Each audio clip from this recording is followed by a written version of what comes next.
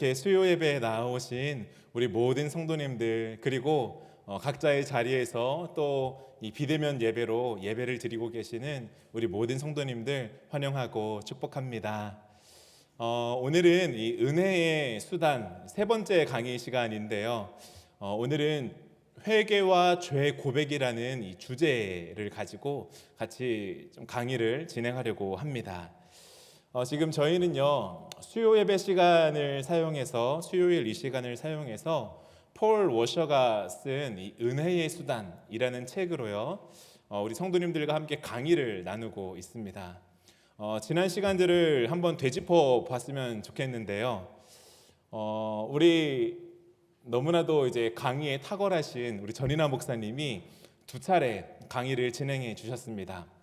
첫 번째 강의로는요, 이제 우리는 어디에 서 있는가라는 주제를 가지고 우리에게 은혜의 수단을 이제 어떻게 우리가 봐야 하는가, 은혜의 수단이 무엇인가, 그리고 그 수단의 가장 기초가 되는, 우리 성도에게 가장 기초가 되는 그 말씀이라는 은혜의 방편에 대해서 함께 나누어 주었습니다.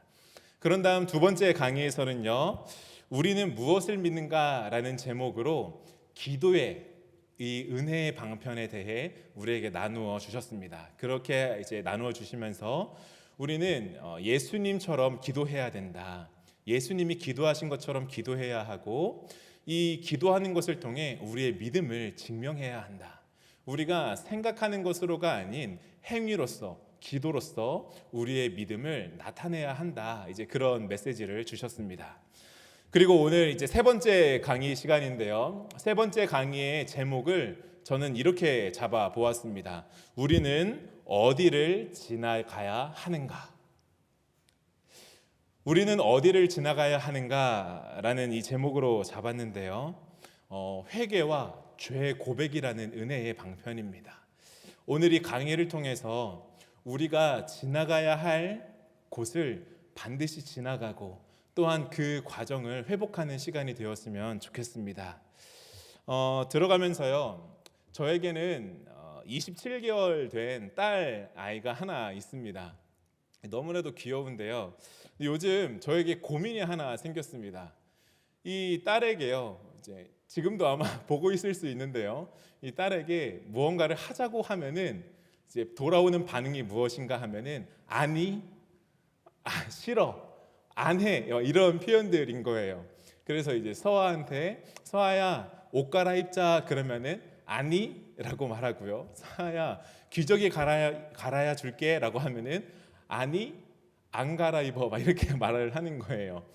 이제 아빠랑 나가자. 아니, 난 집에 혼자 있을 거야. 이렇게 말을 합니다. 정말 이제 공감이 안 되실 수도 있는데요, 굉장한 일입니다. 27개월 된 애가요, 혼자 있겠대요.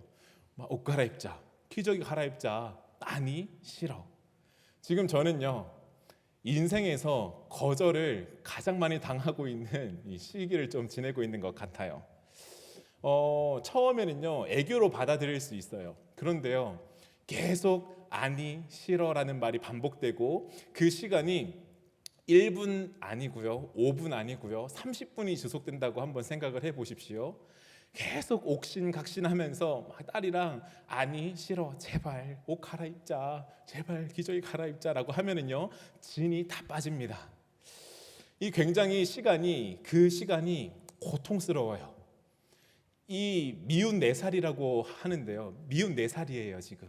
이 시간을 어떻게든 빨리 좀 지나갔으면 좋겠다라는 바람이 저에게 막 들 때가 있습니다. 빨리 이 시간을 지나고 싶고 피하고 싶은데, 저에게 이런 생각이 드는 거예요. 이 딸이 미운 4살이 되는 과정, 아니라고 하면서 자기를 표현하는 이 과정이 나에게는 고통스러울 수 있지만, 어떻게 보면은 이 딸을 잘 이해할 수 있는, 이 딸과 이 딸이 자신을 잘 표현하게 되고, 또 우리 둘의 관계가 두터워지는 과정이 아닌가 생각하게 되는 겁니다. 그러면서 저는요, 딸과 옥신각신하는 이 시간을 소중하게 여기기로 이제 결단을 했습니다.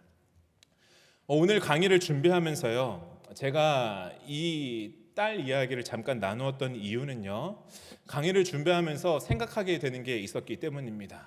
바로 오늘날 교회의 가장 큰 위협 중에 하나는 바로 과정의 상실이 아닌가라는 생각이었습니다. 교회가요, 자라기 위해서, 한 성도가 성숙한 그리스도인이 되기 위해서는요, 과정이라는 게 필요합니다. 그 과정 중에 여러 개가 있는데요, 그 중에 대표적인 게 바로 오늘 다루고자 하는 회개와 죄 고백입니다. 우리가 과거의 믿음의 선배들을 한번 생각해 보면은요, 이 믿음의 선배들은 회개와 죄 고백을 은혜의 수단이라고 거의 부르질 않았습니다. 왜 그랬는가 하면은 기도 안에 이 회개와 죄 고백이 너무나도 당연하게 자리 잡고 있었기 때문이에요. 회개와 죄 고백은요, 그리스도인에겐 너무나도 당연한 기초적인 은혜의 수단이었던 것입니다. 그렇기 때문에요, 별로 죄 고백을 해야 된다, 회개를 해야 된다라고 말하지 않고 우리 기도합시다. 그리고 기도하면서요, 그 자리에서 막 눈물을 흘리고 내가 죄인입니다 가슴을 치면서 기도하던 게 우리 과거 믿음의 선배들의 모습이었습니다. 그런데요, 이 회개와 죄 고백에 대해서 오해가 생겨나고 가볍게 여기는 일들이 벌어지기 시작하는데요, 이 미국에서는 1960년대 이후로, 그리고 우리나라에서는요, 그와 같은 유행을 가져오면서 70년대, 80년대, 90년대를 거치면서 회개와 죄 고백을 경시 여기는, 그리고 다른 단어들로 바꾸어서 사용하는 일들이 일어나게 됩니다. 먼저 사회적으로는요, 어떤 일이 일어나는가 하면은 인생을 바라보는 데에 새로운 방식이 생긴 거예요. 이 방식이요, 어떤 방식인가 하면은 기존에는 개인주의적인 성향들이 있었습니다. 미국 사람들을 기준으로 한번 말씀을 드려보겠습니다. 개인주의적인 성향이, 폴 워셔가요, 이 책을 쓸 때에 미국의 그 사회적인 역사의 그 배경을 가지고 말을 하면서 그 당시에 현대 문화로 넘어오면서, 그리고 그 교회가 그 문화를 받아들이고 이 복음을 조금씩 바꾸어 가면서 이런 문제, 회개와 죄 고백을 경시 여기는 문제가 일어났다라고 하면서 설명을 해주는데요, 어떤 변화가 있었는가 하면은 사회적으로는 개인주의가 점점 내향적으로 향하게 되었다 말하고 있습니다. 이게 무슨 말인가 하면은요, 기존에 있었던 이제 쿨한 그 개인주의적인 성향들이요, 이전에는 내가 스스로 생각하는 것, 내가 스스로 경험하는 것, 내가 자급자족하는 것, 내 힘으로 내가 다른 사람을 돕거나 어떤 공동체를 통해서 다른 사람을 돕는 그 일들에 대해서 보람을 느꼈는가 하면은 이 개인주의적인, 어떻게 보면 건강한 개인주의적인 성향이 점점 내향적으로 바뀌었다는 거예요. 이것을 제가 생각하면서 개인주의와 이기주의의 중간, 그 어느 지점이라고 생각을 하게 되는데요, 점점 자기 자신을 스스로 찾기 시작하고요, 자기의 유익을 위해서 자신의 내적인 잠재력을 찾아 들어가기 시작하는 거예요. 그러면서 자신을 존경하고 자아 발견에 도움이 되는 것이라면은 그것들을 끊임없이 찾아 헤매고 새로운 윤리적인 규범들을 만들어내는 게 바로 사회적인 사람들의 변화였습니다. 그런가 하면은 이와 같은 변화와 함께 교회 안에도 변화가 찾아오는데요, 이 변화는 스스로에게 몰두하게 되는 소위 나쁜 종교개혁이 일어나기 시작하는 거예요. 모든 사람이요, 사람이 하나님의 형상대로 지음받았다라는 말을 잘 알고 있습니다. 사람이 하나님의 형상대로 지음받았다라는 말은 어떤 말입니까? 하나님이 사람을 창조하실 때 하나님의 형상대로 창조하셨는데 죄를 범함으로 인해서 사람이 부패하게 되었다. 그래서 죄 있는 사람, 죄로 인해 부패한 사람은 예수 그리스도라는 구원이 필요하다. 이 죄를 용서받는 십자가로 말미암아 죄 사함을 받는 일이 필요하다라는 것, 이게 바로 하나님의 형상대로 지음받은 사람으로부터 이어지는 이야기예요. 그런데 이 이야기가 왜곡되기 시작하는 겁니다.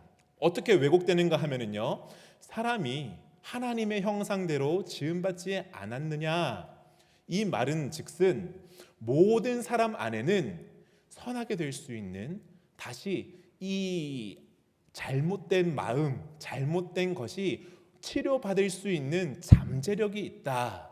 그 잠재력을 일깨워주는 것, 그 잠재력에서 이제 사람을 조금 더 낫게 만들어주는 일들이 필요하다. 그게 무엇이냐? 성경 공부하는 것이다 라는 식으로의 이 변질이 일어나게 되는 것입니다. 여기까지요. 이 죄와 회개와 죄 고백이라는 이 문제가요, 변화하는 현대 문화 속에서, 그리고 교회 안에서, 복음주의적 교회 안에서의 이와 같은 변질을 통해서 자아를 지켜야 한다, 자아를 존중해야 한다, 그리고 사람들이 이 죄라는 말 때문에, 회개라는 말 때문에 불편해하지 않게 해야 된다. 그래서 죄책감이라는 말 대신에 수치심이라는 말로 바꾸고, 죄 용서, 이 회개, 죄 사함이라는 말 대신에 회복이라는 말을 사용하고, 이와 같이 조금씩 회개와 죄 고백이라는 이 은혜의 방편에 변질이 일어나기 시작하는 거예요. 그러면서 성경이 우리의 죄를 비추어야 하는데, 이 죄를 비추는 것을 조금씩 말하지 않기 시작하는 일이 일어났습니다. 그 결과 어떤 일이 일어났는가 하면은, 나와 우리는 괜찮아, 이 정도면 괜찮아 라는 생각이 뿌리 내리기 시작하는 거예요. 그래서 우리의 양심은요, 갉아먹힌 죄책감에 고통받게 되고, 우리의 평안은요, 하나님에게서 멀어진 감각에 의해 지배당하고요, 우리가 누려야 하는 그리스도 안에서의 승리는요, 반영구적인 패배 의식에 삼켜져 버린 것, 이게 오늘날 회개와 죄 고백을 잃어버린 성도들의 모습이라는 것입니다. 이와 같은 회개와 죄 용서를 상실한, 회개와 죄 용서라는 과정을 잃어버린 성도들에게 치료책이 필요한데, 그게 무엇이냐? 회개와 죄 고백이라는 겁니다. 가장 피하고 싶은 약이지만 이게 필요한 겁니다. 세상의 눈으로 볼 때에는 지나치게 많은 것을 너가 요구하는 게 아니냐, 너무 깊이 참견하는 거 아니냐, 우리를 파괴하려고 드는 거 아니냐 라고 할 수 있지만, 우리는 이 문제를 성경적인 눈으로 바라보아야 하는 거예요. 하나님의 선물이라는 겁니다. 그리고 우리에게 참된 회복과 평안을 가져다주는 은혜의 수단이 바로 회개와 죄 고백이라는 거죠. 사랑하는 성도님들, 바라기는요, 오늘 이 은혜의 수단 세 번째 강의를 통해서요, 우리가 잃어버렸던 이 과정, 회개와 죄 고백이라는 너무나도 값진 은혜의 방편을 다시금 되찾아오는 시간 되기를 간절히 소원합니다. 우리에게 잃어버렸던 너무나도 소중한 그 은혜의 수단을 우리가 이 시간 다시금 회복하기를 원합니다. 자, 그렇다면은 회개가 무엇인가? 우리는 살펴봐야 합니다. 회개가 무엇일까요? 회개는요, 먼저 그 정의를 좀 살펴보자면요, 헬라어의 의미와 히브리어의 의미를 가져오면은 그 의미를 저희가 잘 생각해 볼 수 있습니다. 먼저요, 이 히브리어가 아니고 헬라어로 보면은요, 메타노에오라는 말을 사용하고 있습니다. 이 메타노에오라는 말은요, 노에오라는 말과 메타라는 말이 서로 합쳐진 단어예요. 이 노에오라는 말은요, 글자가 나올 줄 알았죠? 아닙니다. 오늘은 이미지가 좀 많이 나옵니다. 이 노에오라는 말은요, 이해하다, 인식하다라는 뜻을 가지고 있고요, 메타라는 말은요, 변화를 가리키는 전치사입니다. 그래서요, 이것은 무엇을 의미하는가? 회개라는 것은 먼저 사물에 대한 인식이나 관점이 철저하게 변화되는 것을 의미하는 겁니다. 생각과 인식의 변화가 일어나는 것, 이게 바로 회개라는 거예요. 그리고 히브리어로 살펴보면은 낙함이라는 히브리어가 사용되었는데요. 이것은 그 어근이 숨을 깊이 들이쉬다라는 뜻을 가지고 있습니다. 이것은요, 애통함, 후회, 회개와 같이 한 사람이 이 감정이 물리적으로 드러나는 것을 보여주는 거예요. 이 두 가지를 같이 보면은요, 이렇게 말할 수 있습니다. 성경적인 회개는 단지 죄에 대한 우리의 생각의 변화만이 아니고, 단지 죄에 대한 우리의 감정적인 반응만이 아니고, 이 두 가지 다라는 거예요. 죄에 대한 우리의 생각과 인식이 바뀌어지고, 죄에 대해서 깊이 애통해하는 것, 이게 바로 회개라는 것입니다. 이 죄악됨과 죄책에 대한 바른 이해는요, 우리로 하여금 진정한 애통과 부끄러움, 우리의 죄에 대한 이 육신에 대한 이 건강한 미움과 자기 혐오로 인도해내는 것입니다. 이 회개에 대해서 성경이 말하고 있는 여러 가지의 예들이 있는데요. 먼저 우리 강의안을 보시면은 제가 4개의 예를 적어드렸습니다. 이 서기관 에스라의 예인데요. 에스라 9장 5절과 6절 말씀을 보면은 이렇게 말하고 있습니다. 이 서기관 에스라가요, 죄에 대해서 어떻게 인식하고 있는가를 한번 보십시오. 저녁 제사를 드릴 때에 내가 근심 중에 일어나서 속옷과 겉옷을 찢은 채 무릎을 꿇고 나의 하나님 여호와를 향하여 손을 들고 말하기를, 나의 하나님이여, 내가 부끄럽고 낯이 뜨거워서 감히 나의 하나님을 향하여 얼굴을 들지 못하오니, 이는 우리 죄악이 많아 정수리에 넘치고 우리 허물이 커서 하늘에 미침이니이다. 이 죄에 대해서 깊이 애통해하고 자기의 옷을 찢고 있는 에스라가 여기에 있습니다. 그리고 선지자 예레미야를 한번 보십시오. 예레미야가 어떻게 죄에 대해서 반응하고 있습니까? 우리는 수치 중에 눕겠고 우리의 치욕이 우리를 덮을 것이니, 이는 우리와 우리 조상들이 청년의 때로부터 오늘까지 우리 하나님 여호와께 범죄하여 우리 하나님 여호와의 목소리에 순종하지 아니하였음이니이다. 지금 제가 2명의 이제 예를 보여드렸는데요. 서기관 에스라와 선지자 예레미야를 한번 생각해 보십시오. 어떤 사람들입니까? 율법에 정통한 사람들입니다. 그 누구보다도 하나님의 마음을 잘 알고 있는 사람이에요. 의로운 사람이 누구냐라고 묻는다면은 단연코 에스라와 예레미야가 의로운 사람이다라고 말할 수 있는 사람들이 바로 이 서기관 에스라와 선지자 예레미야 아닙니까? 그런데 이 사람들이 지금 죄에 대해서 어떤 의식을 가지고 있습니까? 어떤 인식을 가지고 있습니까? 깊이 애통해하고 나의 마음을 찢으며 하나님 앞에서 수치스러워하고 부끄러워하는 모습이 지금 에스라와 예레미야에게 있는 거예요. 그리고 선지자 에스겔을 한번 보십시오. 이렇게 말씀하고 있습니다. 거기에서 너희의 길과 스스로 더럽힌 모든 행위를 기억하고 이미 행한 모든 악으로 말미암아 스스로 미워하리라. 죄 가운데에 있는 나 자신을 미워하게 된다 말하고 있습니다. 사도 바울은 또 어떻게 말하고 있습니까? 너희가 그때에 무슨 열매를 얻었느냐? 이제는 너희가 그 일을 부끄러워하리니 이는 그 마지막이 사망임이라. 여기에 나오는 성경의 이 예는요, 자아상이 말하고 있는, 자아가 건강하지 않다라는 정도를 말하고 있는 세상의 그 가르침과 전혀 다른 거예요. 우리가 어느 정도 치료를 받으면은, 좋은 메시지를 받으면은, 성경 공부를 하면은 우리의 왜곡되어 있는 이 모습이 회복될 수 있겠지라고 말하고 있는 복음주의권의 가르침과 전혀 다르다라는 것입니다. 성경이 말하고 있는 것은 무엇입니까? 죄에 대해서 깊이 애통해야 하는 겁니다.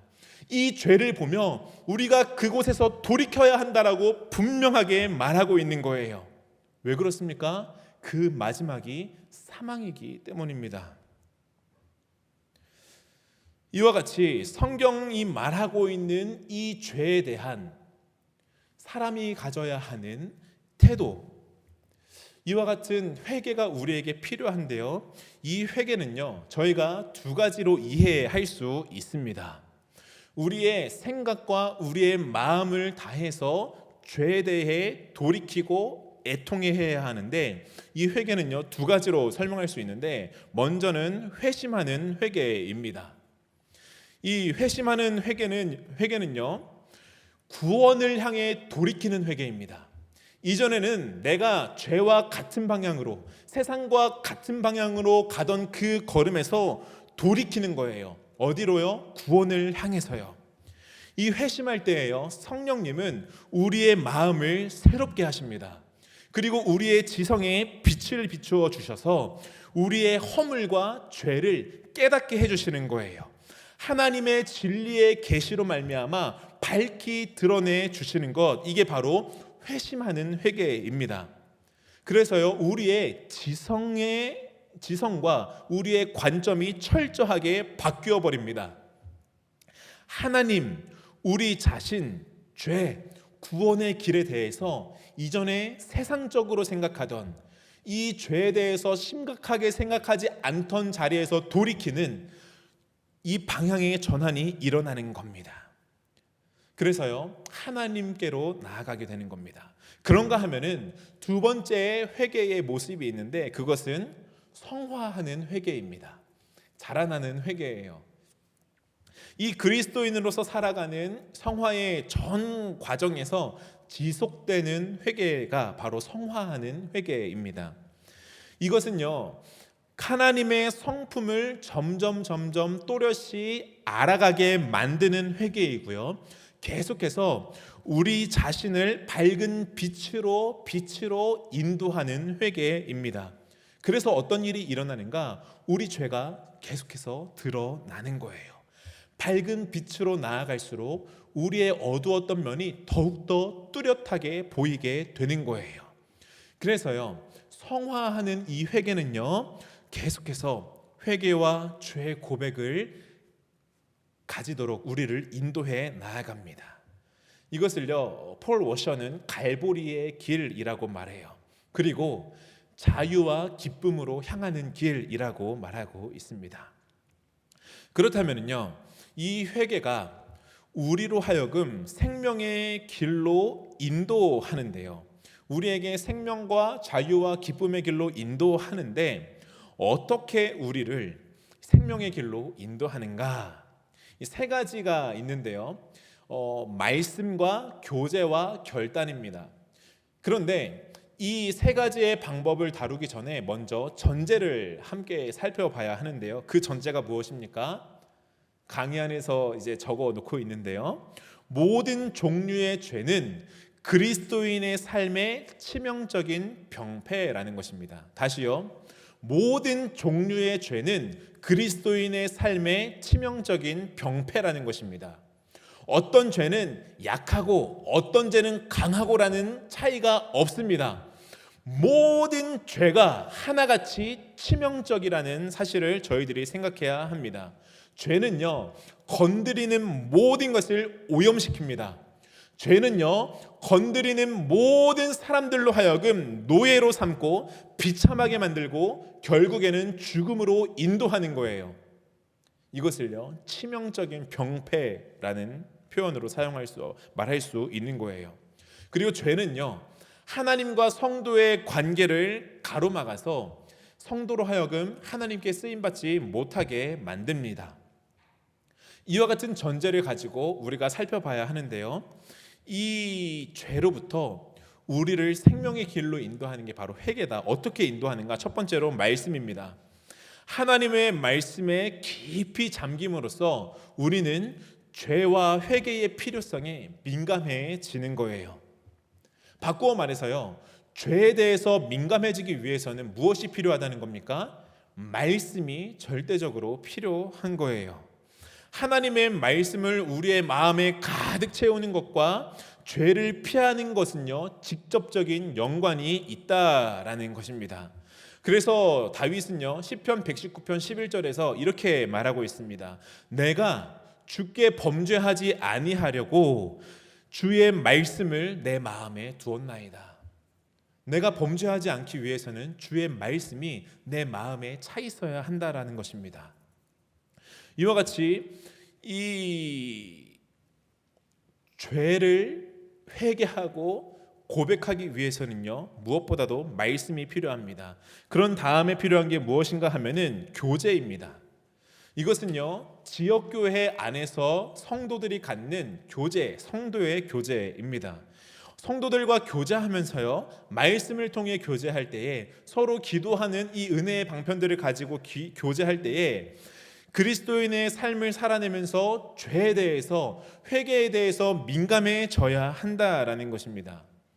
여기 폴 워셔가요 은혜의 수단이라는 책을 통해서 누누이 강조하고 있는 것 중에 하나가 무엇인가 하면은 지역 교회 공동체입니다. 교회 안에서 성도의 교제를 통해서 여러분들이 은혜의 수단을 충분히 누려야 합니다. 말씀을 볼 때에도, 기도할 때에도, 심지어 이 죄 고백과 회개를 할 때에도 여러분이 성도의 교제라는 이 소중한 방편을 사용해야 한다라고 말하고 있는 거예요. 이와 같이 성도의 교제를 통해서 성도가 죄와 회개에 대해서 민감해져야 하는 일이 일어난다라는 것입니다. 그리고 마지막 세 번째는요 결단입니다. 성령으로 말미암아 하나님의 말씀을 통해 우리의 죄가 드러나게 되면 그 죄는 반드시 지체 없이 어떠한 핑계 없이 진지하고 철저하게 다루어져야 한다 말하고 있습니다. 이것을 가지고 이렇게 표현하고 있습니다. 죄를 단념해야 한다. 죄가 드러나게 되면은요 그 죄에 대해서 더 생각할 거 없이 단박에 끊어내야 한다라는 것입니다. 이와 같이 여기까지의 내용을 정리하자면요 회개는요 생명의 길로 인도하는 것으로서 너무나 중요하다라는 것, 그리고 성경에 나오는 회개는 구원을 향해 돌이키는 회심과 성화의 과정에서 지속되는 회개가 있다. 그리고 이 회개는 말씀과 교제와 결단을 통해서 우리 가운데 계속해서 이루어져야 한다 말해주고 있습니다. 그런 다음에 죄 고백입니다. 이 죄 고백은요 정의가 이렇게 정의할 수 있습니다. 우리에 대한 하나님의 판단은 참되고 그분의 판결 또한 의롭다라는 사실을 인정하면서 우리는 죄인입니다 라고 공개적으로 고백하는 것입니다. 하나님이 옳다라는 것을 인정하고 내가 죄인이라는 것을 인정하는 거예요. 이 죄 고백에 대해서도요 두 가지 상반된 입장이 존재하는데요, 이 앞서 말했던 현대 문화와 복음주의에서 잘못 가르치던 이 죄에 대해서는 이렇게 말할 수 있습니다. 잘못을 세상이라고 할 수 있는데요, 세상은요 잘못을 인정하지 않고 하나님이라는 기준이 없고 자기를 끊임없이 합리화시키려는 시도를 한다라는 거예요. 그래서 죄에 대해서 인정하지 않고 이것은 내가 조금씩 고치고 바꾸어 가면 될 일이야 라고 스스로를 위로하는 것입니다. 그리고 자신을 다른 거시적인 무언가 악하고 실체를 알 수 없는 사회로부터, 어떤 교육으로부터, 잘못된 양육 방식으로부터 우리에게 전가된, 우리에게 전해진 이 잘못이다. 그래서 우리는 피해자다라는 인식을 가지고 있는 거에 바로 하나님을 인정하지 않고 나의 죄를 인정하지 않으려는 세상의 태도입니다. 그런가 하면은 회심한 사람은 어떤 태도를 가지는가? 밖으로 향하던 손가락이 자기 자신을 향해 바뀌게 됩니다. 그러면서요 하나님을 인정하고 나의 죄에 대해서 인정하면서 어떻게 하는가? 나의 죄를 인지하게 됩니다. 그러면서 우리의 행위에 대해서 온전하게 책임을 지는 태도를 갖게 합니다.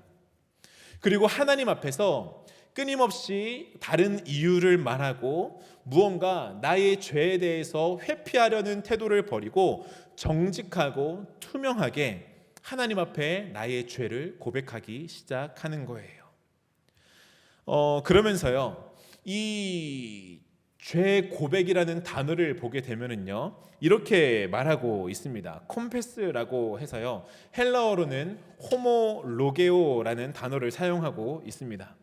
이 호모로게오라는 말은요, 같다라는 의미의 호모스와 말이라는 뜻의 로고스가 합쳐진 말입니다.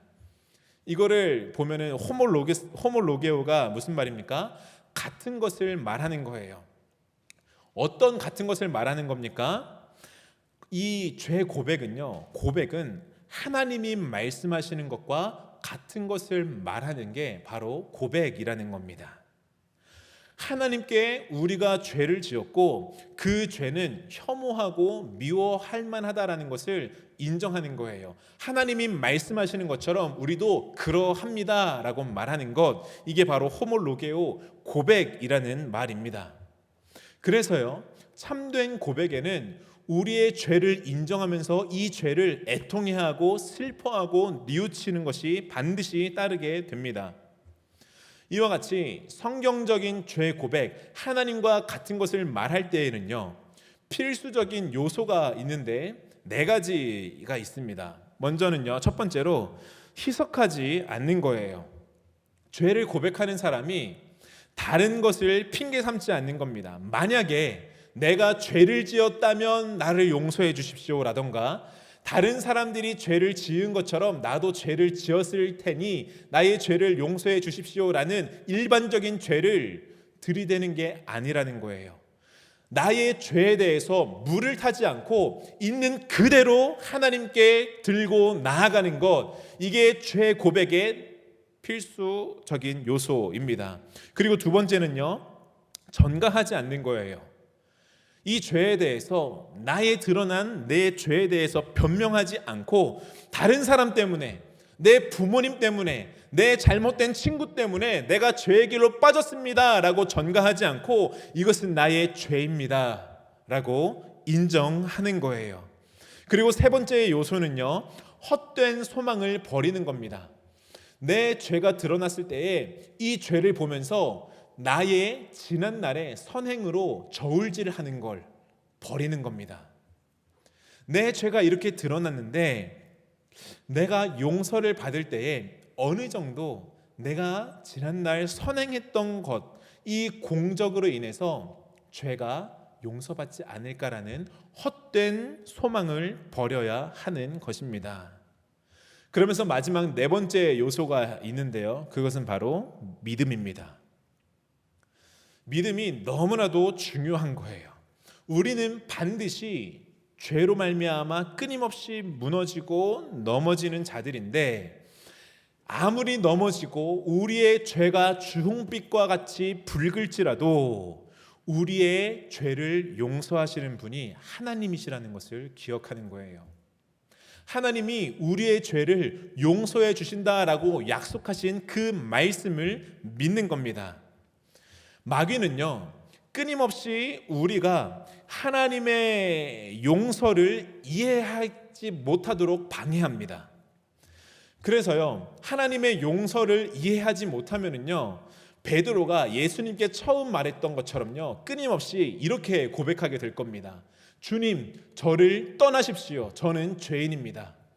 하나님의 용서를 알지 못한다면은요, 끊임없이 우리는 하나님, 저를 떠나십시오. 저는 죄인입니다. 주님, 저는 용서받지 못할 죄인입니다 라면서 끊임없이 하나님의 용서를 받아들이지 못하고 저를 떠나라고 말하게 될 거예요.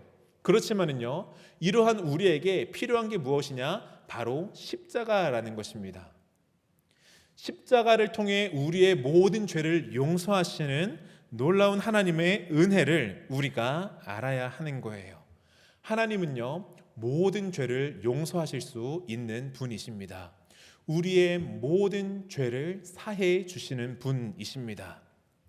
그렇기 때문에요, 우리는 그리스도께 대한 그 믿음으로 우리의 죄를 가지고 하나님께로 나아갈 수 있게 되는 거예요. 이 강의를 준비하면서요, 참 재미있었던 것 중에 하나가 무엇인가 하면은 폴 워셔가 하나하나의 은혜의 방편들을 설명해 주면서 계속해서 에베소서 6장에 나오는 전신갑주의 예를 들어줍니다.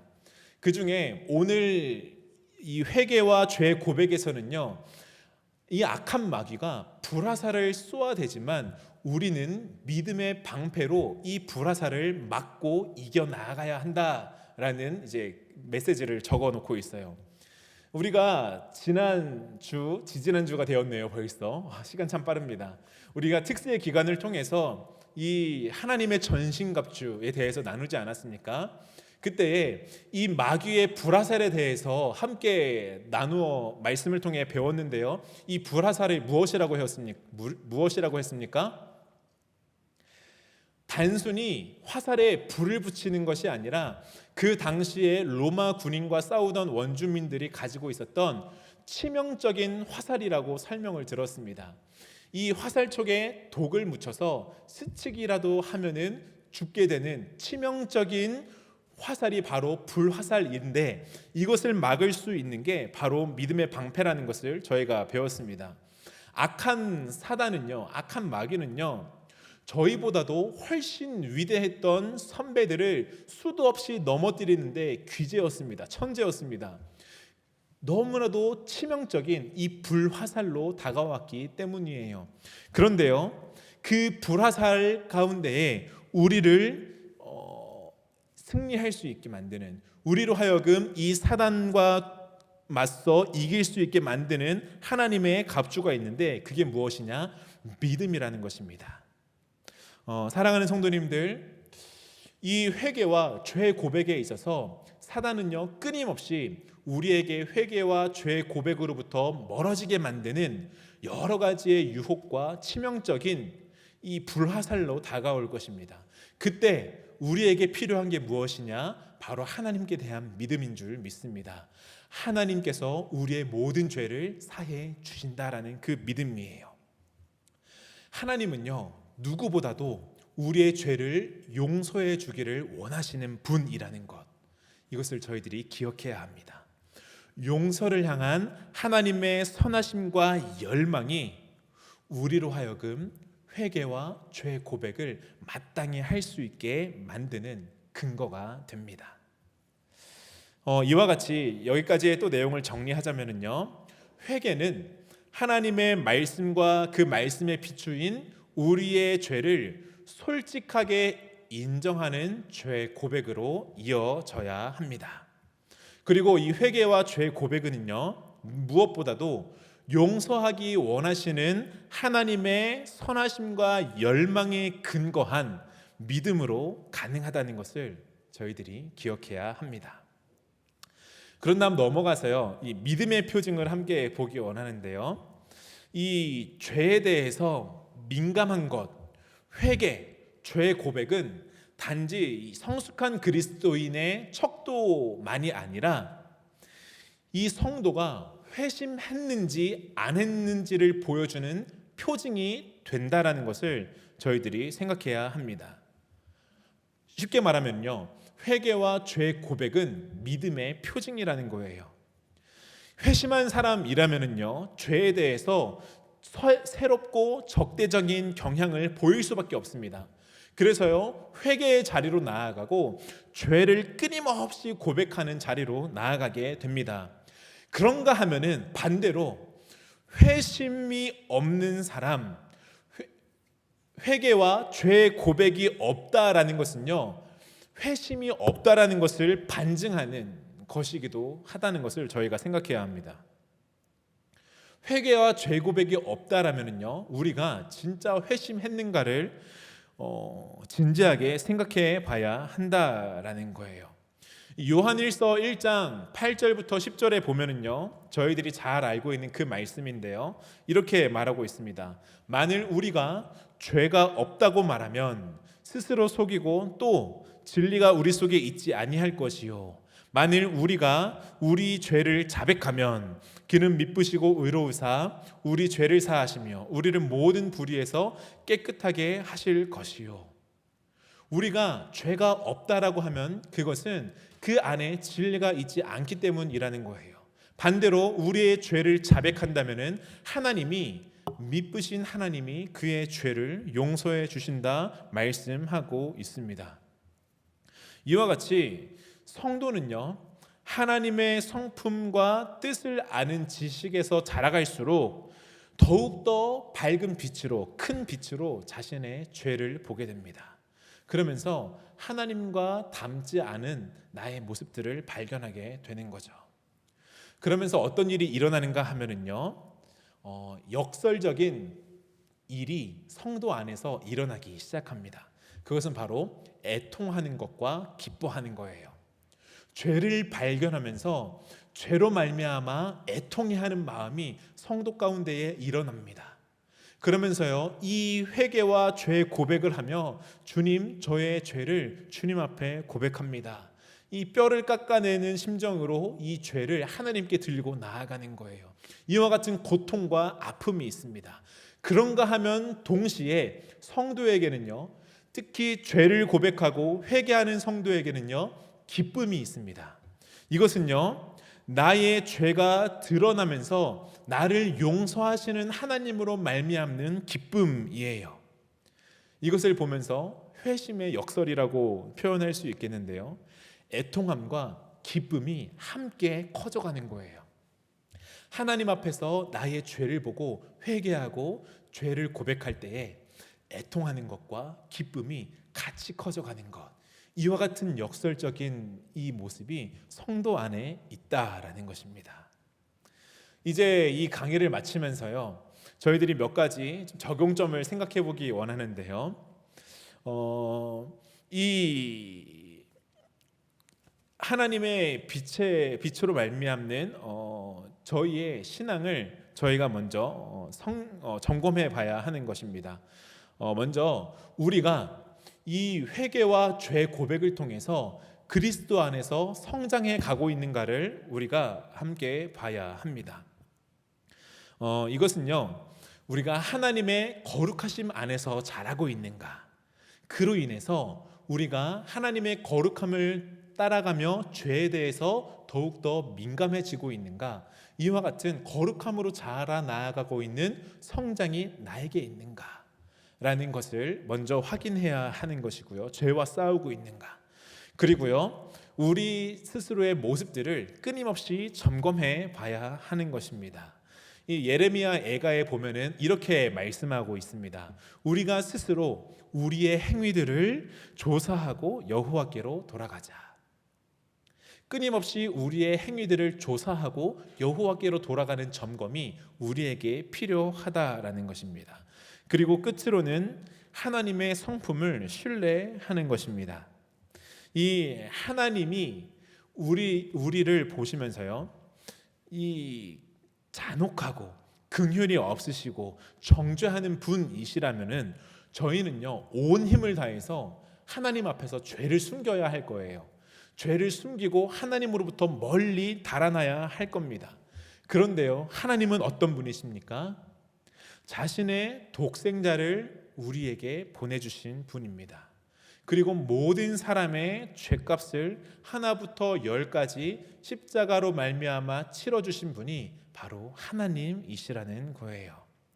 그 하나님을 안다면은, 그 하나님을 신뢰한다면은요, 저희는 우리의 죄의 문제를 가지고 하나님께로 기꺼이 나아갈 수 있는 거예요. 성경은요, 이와 같이 하나님은 우리의 죄를 용서하기 원하시는 분이라고 말씀하고 있습니다. 여기까지의 오늘 우리는 어디를 지나가야 하는가라는 제목으로 같이 강의를 나누었는데요. 이제 정리하면서 이렇게 저는 정리하고 싶습니다. 애통함과 기쁨의 과정, 회개의 죄 고백이라는 은혜의 수단을 되찾으라. 앞서 말씀드렸던 것처럼 오늘날 교회가 갖는 큰 위기 중에 하나, 위협 중에 하나는 바로 과정의 상실이라는 것을 저희들이 생각해 보기 원합니다. 하나님께로 나아갈 때에 우리가 하나님 안에서 거룩하게 자라나가야 하고 점점 예수님을 닮은 성도가 되어야 하는데 그 과정을 생략하고 싶은 게 저희에게 있는 거예요. 나의 죄를 드러내고 이 죄를 가지고 하나님께 고백하는 일이 고통스럽지 않습니까? 그래서요, 이 과정을 생략하고 예수님 닮아가기를 원하는 것, 거룩해지기를 원하는 이 모습을 우리가 직시하고요, 우리의 잃어버렸던 그 과정, 회개와 죄 고백이라는 이 은혜의 수단이 우리에게 회복되기를 간절히 원합니다. 그래서 성도가 누릴 수 있는 이것은요, 성도밖에 누릴 수밖에 없는 거예요. 세상은 결코 누릴 수 없는 하나님 안에서의 애통해야 하면서 동시에 기뻐하는 이와 같은 놀라운 은혜가 우리 가운데 있기를 간절히 소원합니다. 오늘 강의의 내용을 기억하시면서 저희가 함께 좀 기도하며 나아갔으면 좋겠습니다. 오늘 저희는요,